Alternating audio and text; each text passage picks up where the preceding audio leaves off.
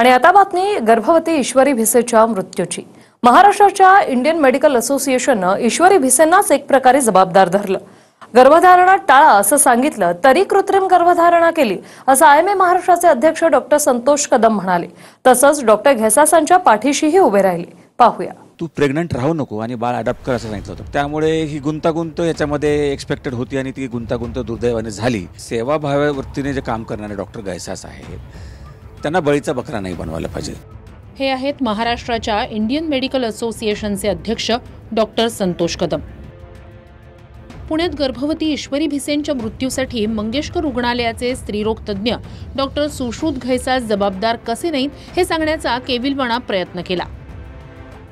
गर्भवती ईश्वरी भिसे यांना गर्भधारणा टाळा हे सांगण्यात आलं होतं, तरीही कृत्रिम गर्भधारणा केली। भिसेंनी डॉक्टरांचं ऐकलं नाही असं महाराष्ट्र आयएमएचे अध्यक्ष डॉक्टर संतोष कदम यांचं म्हणणं आहे। पण प्रश्न हा आहे की रक्तस्राव होत असताना 5.5 तास थांबवूनही उपचार करण्यास नकार का दिला? रुग्णसेवा हे डॉक्टरांचं ब्रीदवाक्य मंगेशकर रुग्णालय का विसरलं? कृत्रिम गर्भधारणा केली म्हणून उपचारास नकार देणार का? तू प्रेग्नंट राहू नको आणि बाळ अडॉप्ट कर असं सांगितलं होतं, परंतु या डॉक्टरांचा सल्ला कुठेतरी मानण्यात आलेला नाही आणि मग कृत्रिम गर्भधारणा करून प्रेग्नन्सीचा अट्टहास धरला गेला। तर त्यामुळे ही गुंतागुंत याच्यामध्ये एक्सपेक्टेड होती आणि ती गुंतागुंत दुर्दैवाने झाली। सेवाभावी वृत्तीने जे काम करणारे डॉक्टर घेसास आहेत त्यांना बळीचा बकरा नाही बनवायला पाहिजे। त्यांनी त्यांचं काम केलंय, पेशंट रुग्ण तपासलेलं सगळं दिलंय। फक्त जर खर्च त्यांनी विचारला असेल त्याचा एक अंदाज दिलाय, फक्त तेवढ्या गोष्टीसाठी त्यांना सुलिफाय करणं बरोबर नाही आहे। महाराष्ट्र आयएमएचं म्हणणं आहे की डॉक्टर सुश्रुत घेसास यांना बळीचा बकरा करू नका। रुग्णाला जर बघितलं नाही किंवा उपचार केले नाही तेव्हाच सदोष मनुष्यवधाचा गुन्हा दाखल होतो। इथे ईश्वरी भिसे ॲडमिटच नव्हत्या, पण सरकारनं स्थापन केलेल्या समितीच्या अहवालातच ईश्वरी भिसे 5.5 तास रुग्णालयात उपचाराच्या प्रतीक्षेत होत्या असं म्हटलंय। मात्र 10 लाख डिपॉझिट भरू न शकल्यानं मंगेशकर रुग्णालयानं उपचारास नकार दिला आणि या 10 लाख डिपॉझिटचा आकडा डॉक्टर सुश्रुत घेसास यांनीच लिहून दिला। एकीकडे आयएमएचे अध्यक्ष म्हणतात ईश्वरी ॲडमिटच नव्हत्या, मग गुन्हा कसा दाखल होईल? पण ॲडमिट करून घेण्यासाठीच नकार दिला, मग रुग्णालय तसंच घेसास जबाबदार कसे नाहीत? सदोष मनुष्यवधाचा गुन्हा कधी दाखल होतो की रुग्ण तुमच्या अंडरमध्ये ट्रीटमेंटमध्ये असल्यानंतर।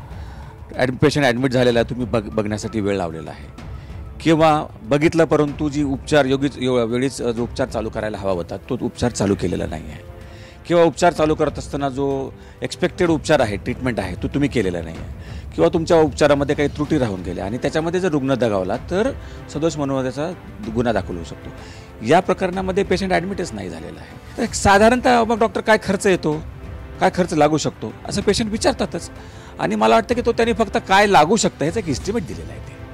ते डॉक्टर ॲडमिनिस्ट्रेशनमधले नाही आहेत, उपचार करणारे डॉक्टर, हे लक्षात घ्या। ते डिपॉझिट न घेता ॲडमिट करायचं की नाही करायचं त्यांचा तो अधिकारच नाही आहे। मला असं वाटतं की यामध्ये ते त्यांची स्वतःची बाजू मांडण्याचा प्रयत्न करतात आणि प्रत्येकाला तो अधिकार असतो की जे काही घडलं असेल त्याची पार्श्वभूमी काय आहे हे मांडण्याचा अधिकार प्रत्येकाला असतो आणि त्यांना जे वाटतंय ते त्या माध्यमातून मांडतात येत। त्याच्यामुळे कोण कुणाला वाचवत असेल किंवा काय करत असेल आता हे आपल्याला 1-2 दिवसात समजेलच सगळं। दरम्यान सरकारला ससून रुग्णालयाच्या डीनचाही अहवाल सादर करण्यात आलाय। आतापर्यंत सरकारकडे 4 अहवाल आलेत, कारवाई होणार असं महिला आयोगाच्या अध्यक्षांनीही म्हटलंय।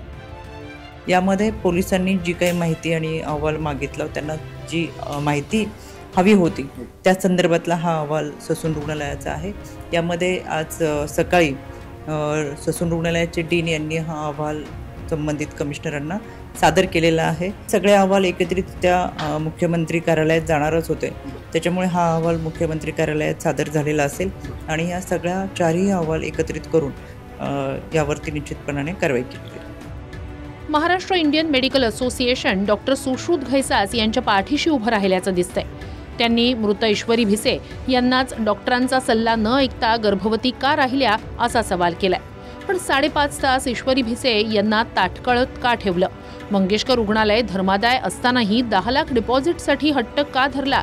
हे साधे प्रश्न आयएमएच्या डोक्यात येत नाहीयेत। आता डॉक्टर सुश्रुत घेसास आणि मंगेशकर रुग्णालयावर काय कारवाई होणार हे येणाऱ्या काही दिवसात दिसेल। ठाण्याहून गणेश थोरातसह योगेश बोरसे, TV9 मराठी, पुणे।